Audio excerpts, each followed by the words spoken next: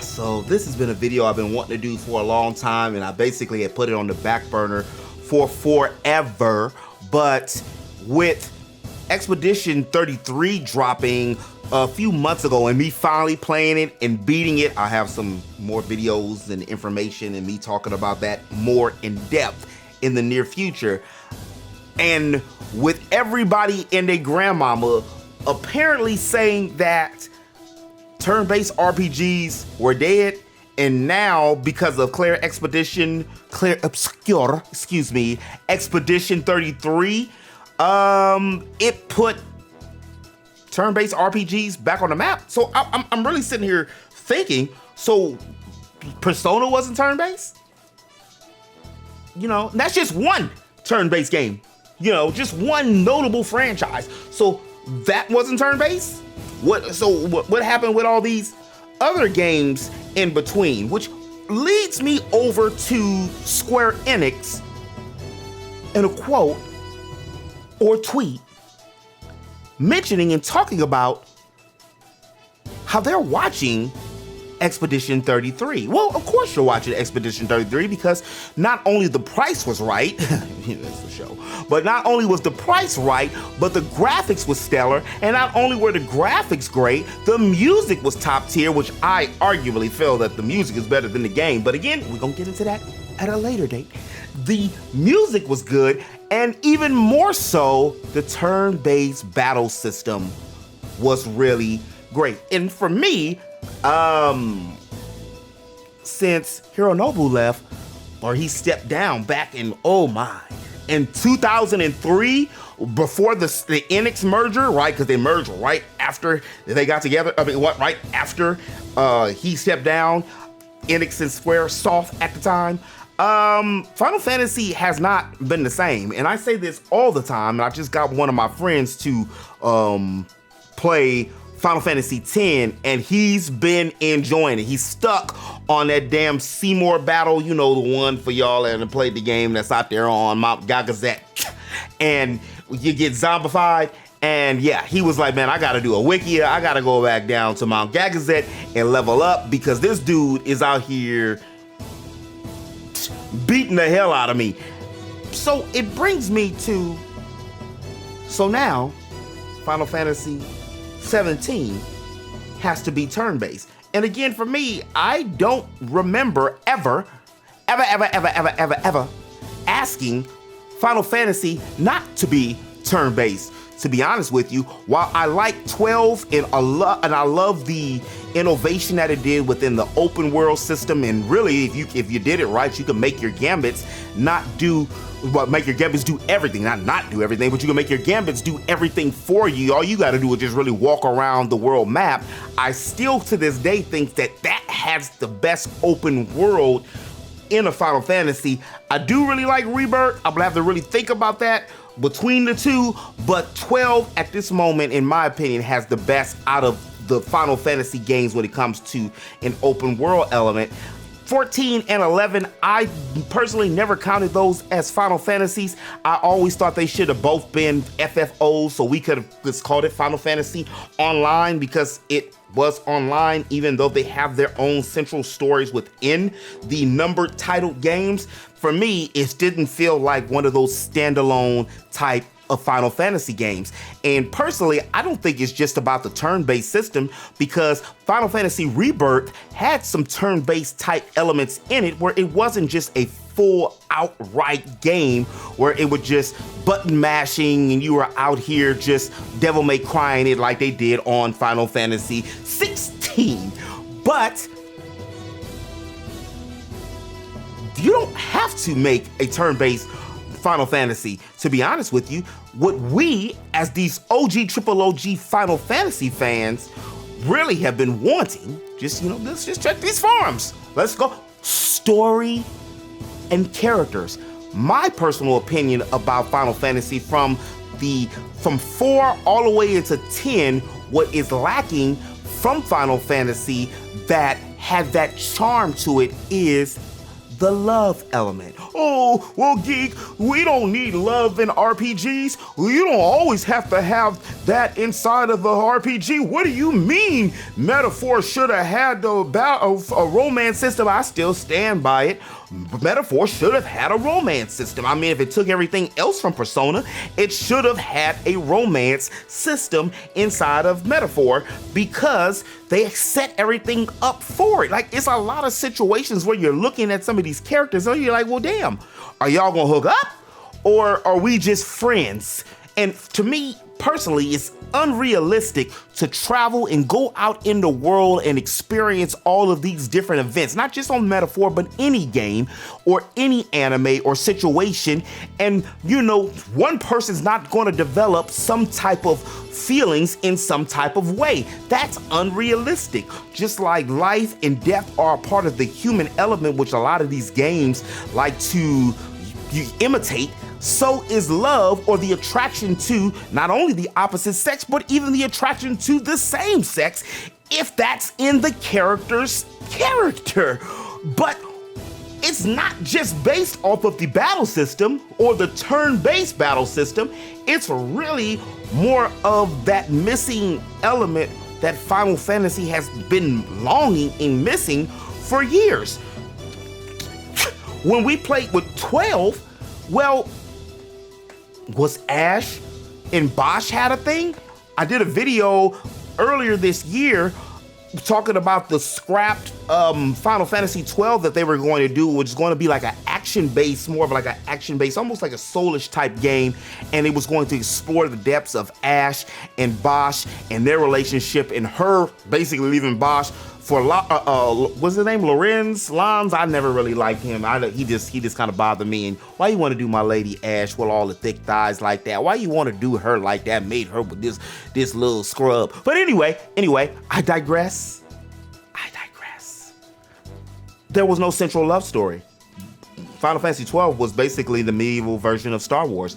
I mean, just think about it. Look at the characters.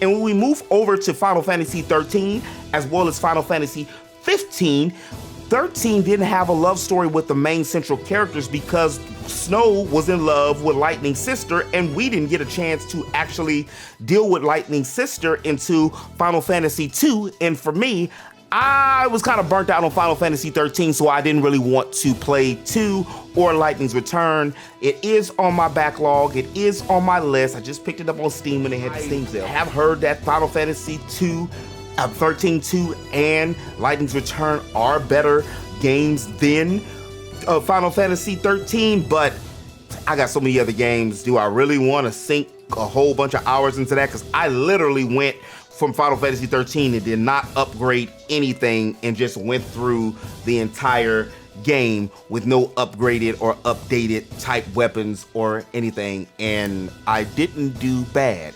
As far as 15, they did introduce a love story, sorta, kinda, when it came to Luna Freya and Noctis. However, again, it felt to me like a missed opportunity. While the graphics were good and I didn't even mind the battle system, it just felt like a lot of the characters were hollow and they just didn't really go anywhere. Like, what is your real motivation and purpose? And where is the actual character development that makes you feel something? And I'm not saying that every game does have to have romance, but that was such a trope when it came to Final Fantasy in the first place, from starting with, if you want to go with 4, 6, 7, 8, 9, 10, 4, 6, 7, 8, 9, 10. Almost all of the greatest Final Fantasies, 9 actually had a love story, or they had characters who had a love interest, or even Freya in Final Fantasy 9 had a love interest. Even though he wasn't a playable party member, you did feel for her when she was going through her situation and basically living a life where her love didn't remember who the hell she was. So it's different ways how you can tackle a story and characters without making it Final Fantasy VIII, which I still feel that 7 had a better love story with Tifa and Cloud, even Zack and Eric, than Final Fantasy VIII had between Rinoa and between Squall. But we all know with the love story and the emotional entanglement that Yuna and Titus had, But when it came to 15, 13, and 16, it just felt to me like something was missing. And while Jill and Clive were a great power couple, to me, the absence of being able to switch party members and have all of these party members out here being able to play, it felt like that was something missing. So for me, Final Fantasy has lost a step and wants to think about going to turn-based because they think that that's going to be the remedy, because Claire, Expedition 33 is doing good. I really feel that they should focus on story, characters, and going back to the roots of what made Final Fantasy. And most of all the other Final Fantasies that I've talked about, the most popular ones, has been where the story is from the point of view from the man. However, the main and most powerful central character is the females, from Rydia to Renoa to Aerith and Tifa, to Garnet to Yuna. So those things felt lost. With Lightning, on paper, a female version of Cloud sounded really cool, right? When the game was first about to be, when it was announced and it was dropped.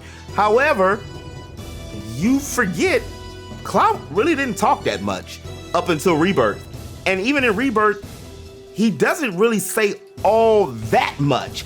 So that was kind of a boring, stoic character when it came to Lightning. She just was kind of one dimension. And I'll say this again, what the hell happened to the gravity boots? So she broke them on the first act, the first 15 minutes of the game, and you never get them back. That's just it. The biggest problem for Final Fantasy is not the turn-based battle system. The bigger thing with Final Fantasy is its, like I said already, the story, the characters, but really it's its innovativeness. In order to try to capture the Western audience, they made their games so Eurocentric now that it lost the true essence of what Final Fantasy was. Even if you look at the original screens of Final Fantasy X, but they kind of look Chinese a little bit. They didn't look overly European. Cloud looks like Jon Snow, a beefed up version of Jon Snow from Game of Thrones. And I'm not saying that's wrong. I'm just saying that ain't Final Fantasy. That's something else. That's Game of Thrones meets Attack on Titan with Final Fantasy assets. And that's one of the reasons why that game did not really do as well as they wanted it to do. And as far as Rebirth, which I really enjoyed, and it was my game of the year last year, I understand why that didn't pan over as well and as much as Square Enix wanted, mainly because we all know what happens. Aerith dies. We all know what the story is. And while I love the game and being able to see the 1997 game like reimagined in an open world, fully 3D and realistic characters, that wasn't really innovative because the story had already been done in 1997. And it's kind of sad because the more they make so many 7 games, Final Fantasy 7 remakes and droplets of 7, I think it's like 8 or 9 Final Fantasy 7 entities, and it feels like it's only so much we can do in that world. Like we've gotten burnt out with Final Fantasy 7. Well, a lot of people have gotten burnt out with Final Fantasy 7 and want to see a new Final Fantasy, but with that old Final Fantasy charm. And I feel they can do it. But before I wrap this video up, let me just run down the list that I feel, other than the turn-based battle system, make a battle system. You can use turn-based elements into it. It could be something, again, like Rebirth was. And you can even have some action-based type formula with inside the game. Focus on a good story. Go get some more writers and stop the MCU Ultra Dimension type situations. Better character development and design. and go back to that fantasy feel. Even though Final Fantasy VII was like a steampunk, and the same thing when it came to Final Fantasy VI, they were like these steampunk type games.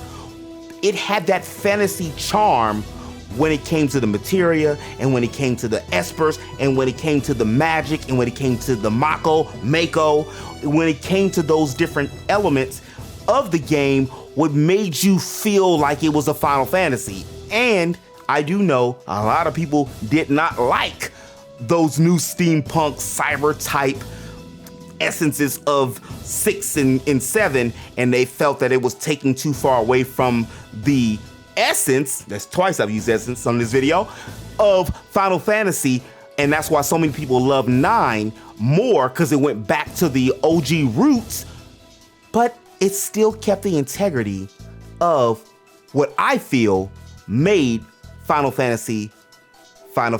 Shout out to Claire Obscure, Expedition 33. I'll tackle that topic at a later date. But what do y'all think? Let me know in the comment section below. What do you feel will make Final Fantasy again?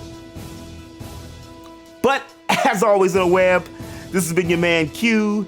And don't forget to hit that like button. It really helps out the channel a lot. And if you want to hear me ramble on more about games and anime and everything else in between, make sure you hit that subscribe button. I make geekly content here on the channel all the time.